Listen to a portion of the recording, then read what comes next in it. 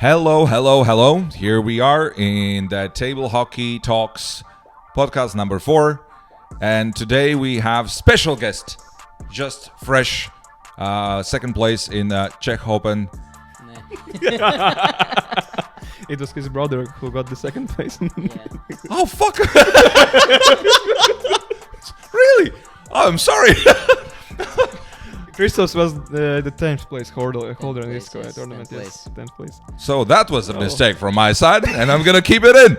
So, but still, you stays had in the family. Yeah, stays in the family. You had then the round of quarterfinals with him, right? No, the round of 16. Round of against 16. Edgars, yes. My brother. And what happened in there?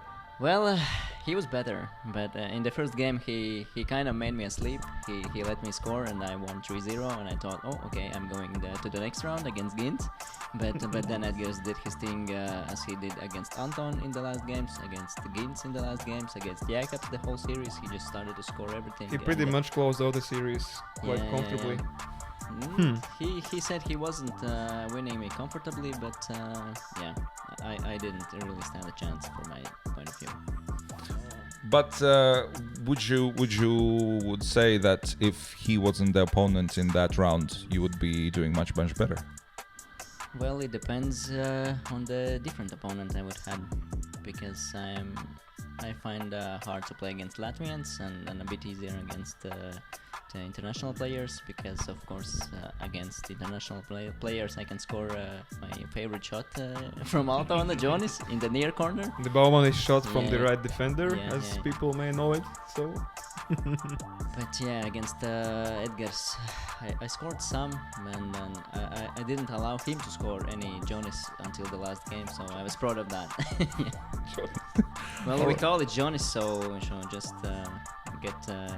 just get used to it. Yes, the old guys are just saying, "Oh, it's the Vercins shot, like Artur's Vercins." Yeah, we call it the Jonis. Nowadays it's Jonis, yeah. And then or Altons. We all in Altona call it Altons. All right, so you have your own name in the club. Yeah, because everyone is shooting it, like everyone.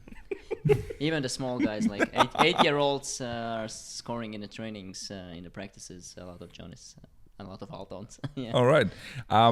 While you're here, I really want to talk about you and your club, Altona. How many years ago did you start the club?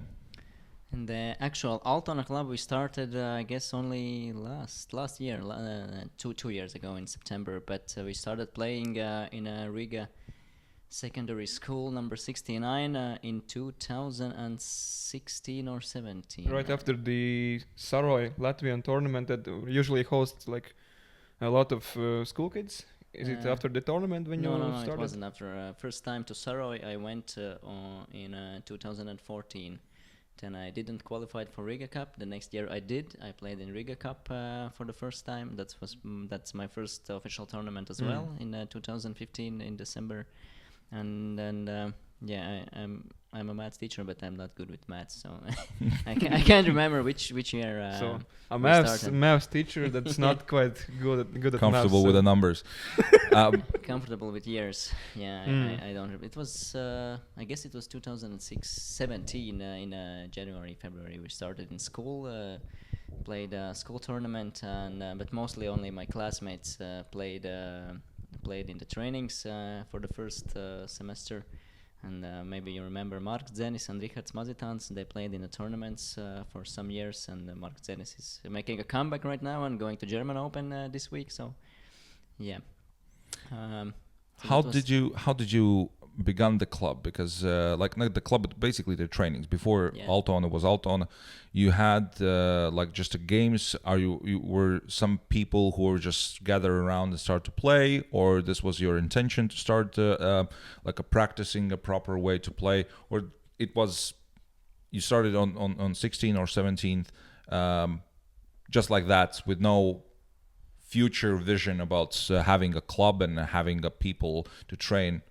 Can you tell a little bit the story? Yeah, I actually had an intention to have a club. I was playing football before all my childhood, but I get a lot of injuries, and I finished my football career. And I was playing a table hockey for some time, and I thought it would be nice to have table hockey in school. And at that time, we had a new headmaster in school, and she was very open to that idea. And Henris Prokuratov's mother was working there as well, and she supported. How convenient. Yeah, it was really convenient. And Romans Blumenthal's gave us some tables. Edgar Steitz told me how to teach kids some moves, and we started in the 2017 in the September. We gathered some kids from 3rd to 6th grade. My brother was in 4th or 5th, Edgar Naglis at that point, and he and me is still only 2 players still playing from the beginning, and Margzen is making a comeback, so now 3, but yeah.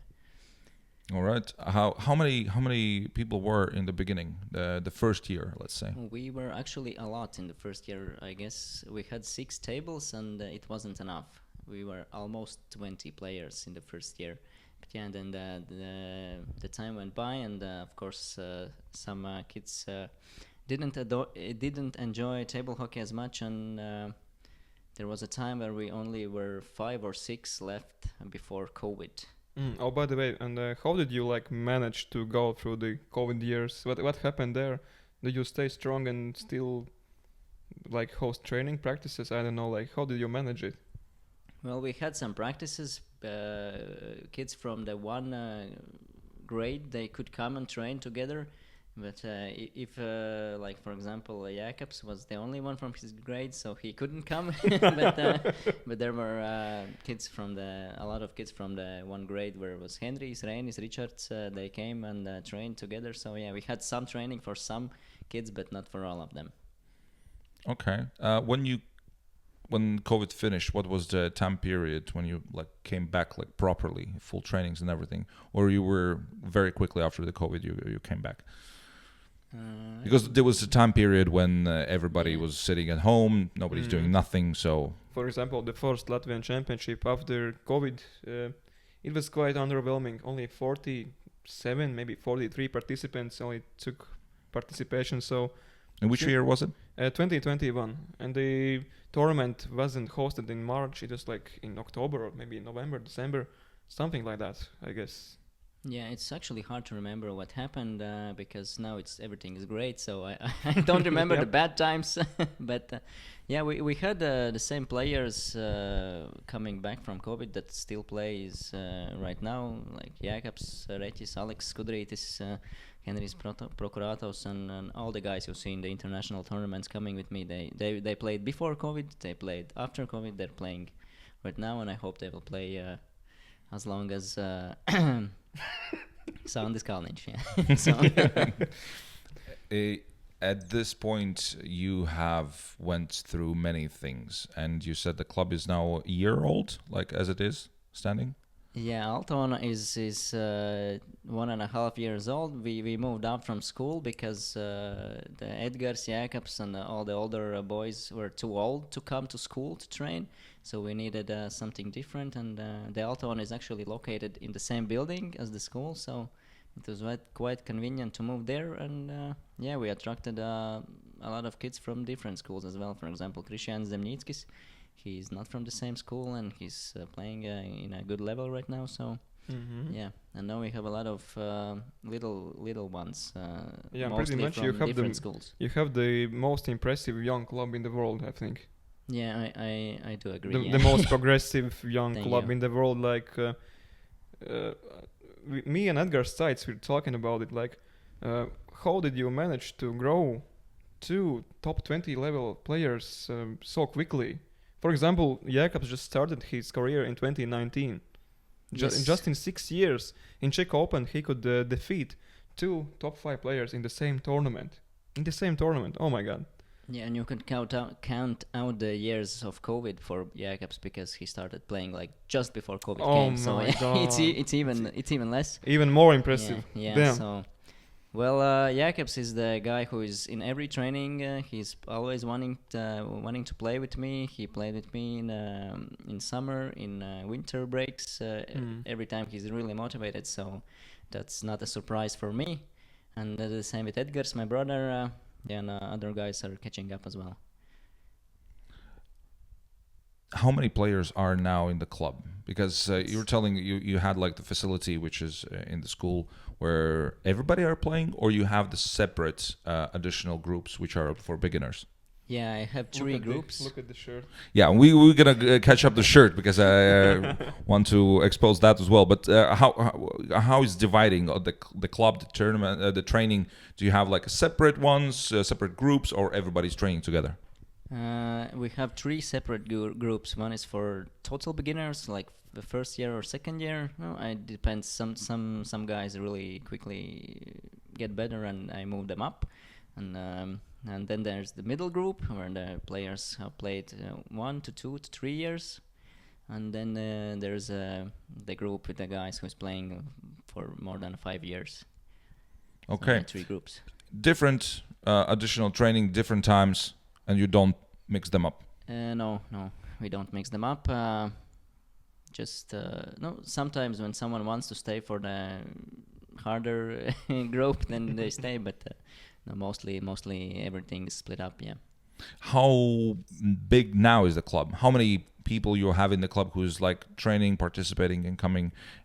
Yeah, officially in the rankings we have 24 players right now, but one of them is Mark Zenis, who lives in Germany, so he doesn't come to trainings. But we have a lot of another 10 kids and some girls as well right now. That's good that are training but still are not officially in the club. So we hope they keep playing next year and we can add them in the club as well. So basically more than 30 people you have now. It's around 30, yes.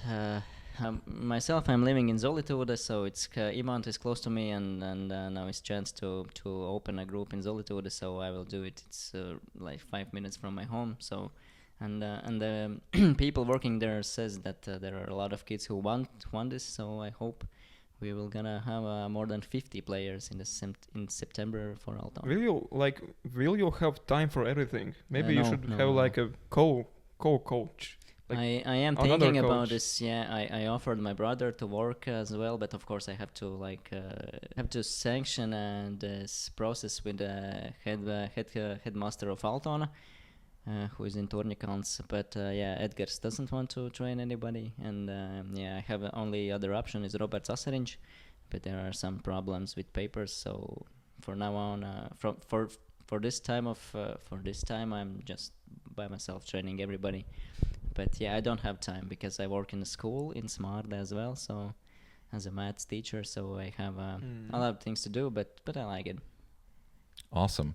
What is the biggest challenges you face? I understand now you have like actually shortage of yourself. You cannot duplicate yourself in many places. You're gonna most probably one thing, yeah. Yeah. And what are the other things, even from the beginning until now, what you have seen as a problem to beginning such a process? Because you have built quite a big club and you have quite many people now involved in already, and I would assume that you had quite many challenges in the process until now. The biggest challenge always was my time schedule, because I had to study, I had to work in school in Altona, and now in Laimīte I work as well. So in Laimīte as well. Yeah. So it's so you're hosting the practices for the smallest group in Laimīte. Is it true? Yes. Oh, so you have to be in many different places at the same time. So it will get very challenging to manage it all together. Oh my God. Yeah. Oh, it's impressive. Very impressive. Yeah, well thank done. You.